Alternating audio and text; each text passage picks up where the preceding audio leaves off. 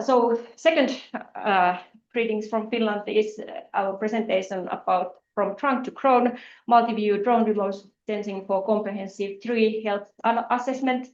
And there are many people in our institute who are contributing to our research. So let's see what this means.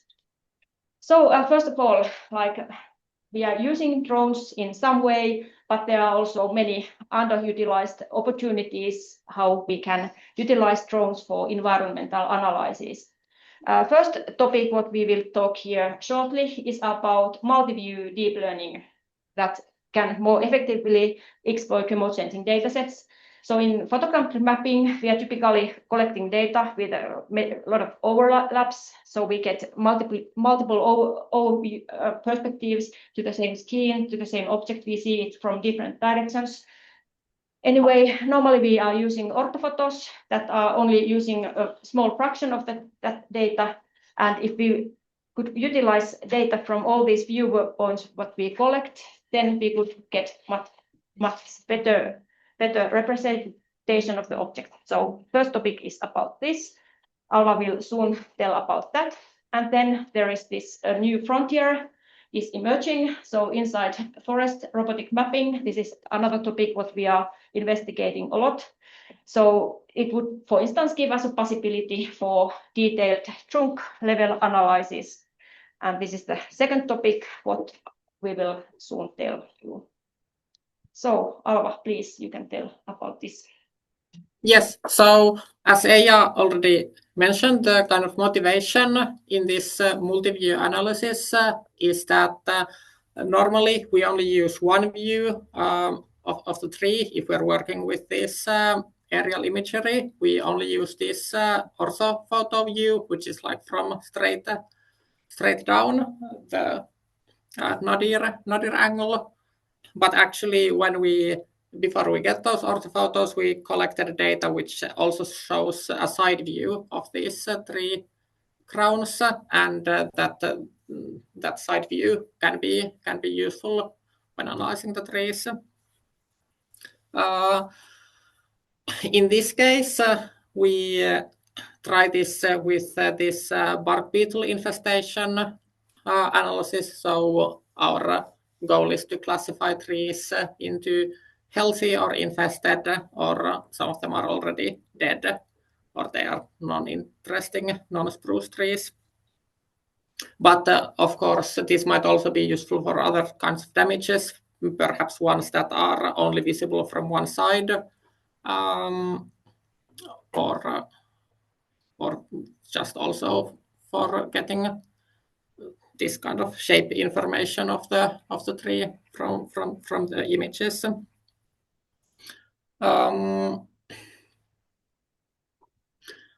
yeah, here I present this kind of comparison of where we tried this multi-view analysis versus analysis based only on orthophotos in this classification task. And yeah, you can show the next slide, please. So the kind of multi-view analysis pipeline uses both. So we use both this machine learning methods and like classic photogrammetric processing.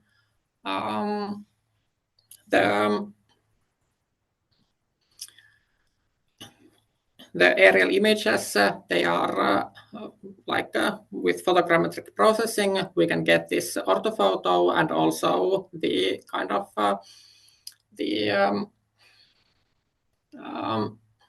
digital surface model, like the heights of the trees. And then this orthophoto can be used to detect individual trees. For this, we use a machine learning object detection model, here YOLO. Then when we have the accurate locations for every single tree, and also the height and kind of elevation data of the trees, we can build a kind of a 3D model of each tree, which is you can see in this colorful picture in the left bottom corner. There's these cylinders for each tree, and this kind of 3D representation can then be converted into this, like you can then project these 3D cylinders to the original pictures and get a very nice segmentation of each tree. And then the individual trees can be cut into individual images, which can then be further analyzed.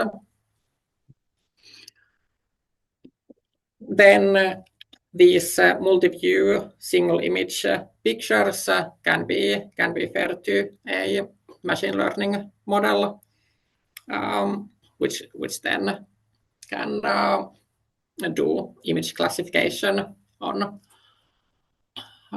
these trees, one tree at a time.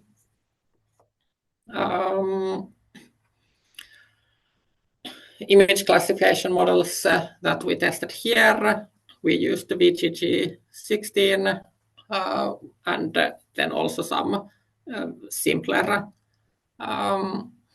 convolutional neural networks, which classify these images to the 4 classes. And another advantage of this multi-view approach is that for each tree we get multiple observations. So the final result can be an aggregate of these multiple observations, and that also gives kind of helps with the performance of the models. So we both get more data, and also we get kind of more data for every individual tree. And on the next slide, I'll show some results. So in the tree detection, most of the trees could be detected with object detection model. Only 19 trees were missed. The object detection model does make lots of kind of extra detections, but they are usually still only duplicate detections of the same tree. So in practice, they can be kind of merged together. On average, we got 31 projections for like per single tree. This, of course, would depend on the overlap in the data gathering phase. So this could be very different number depending on how you fly the drone. And in image classification, we noticed that this multi-view approach does have clear benefits, especially for the difficult classes.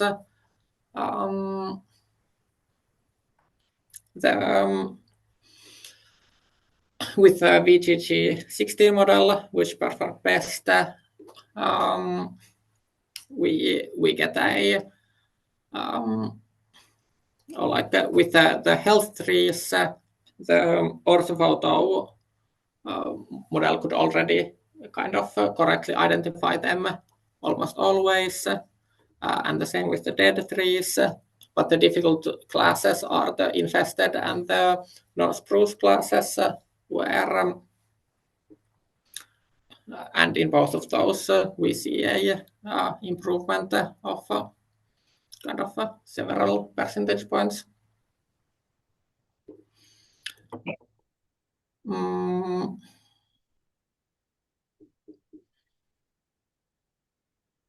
Yeah, I think that's my part of the presentation. Thank you. Thank you, Alva. So you see, it has great impact on the result when we are utilizing all these views. So this is something we are now continuing.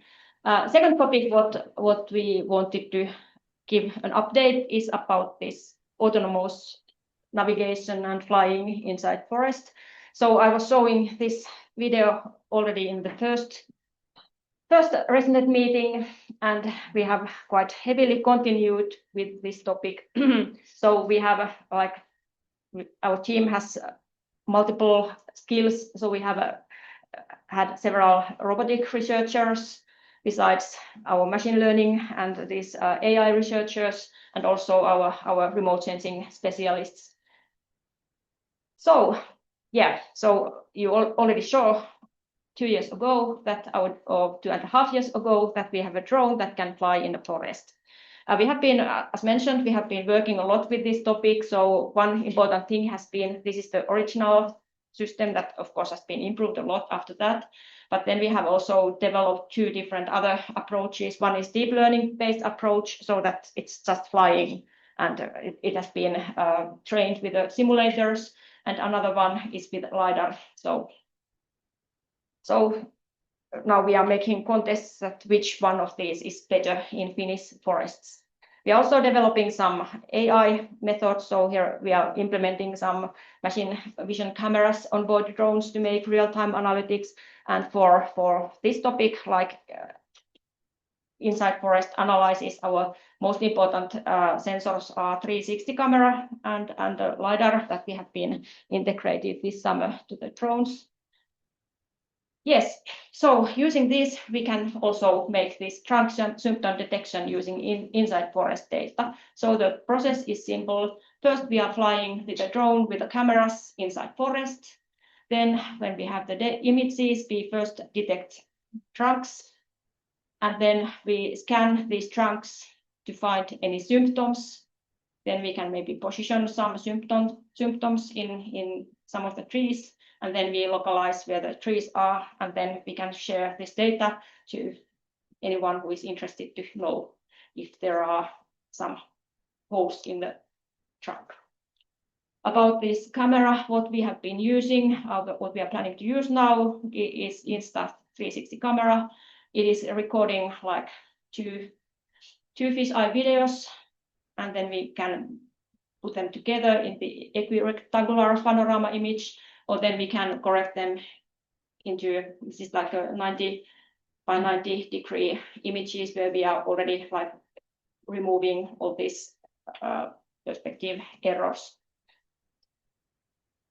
Yes, and here are some examples. So this is from this equirectangular, this fisheye image, and then this is from this corrected 90 by 90 degree image. So this is the image that we are going to then use for drone analysis. So the idea is that drone will fly maybe 1 meter distance from the tree, and then we can make quite detailed analysis.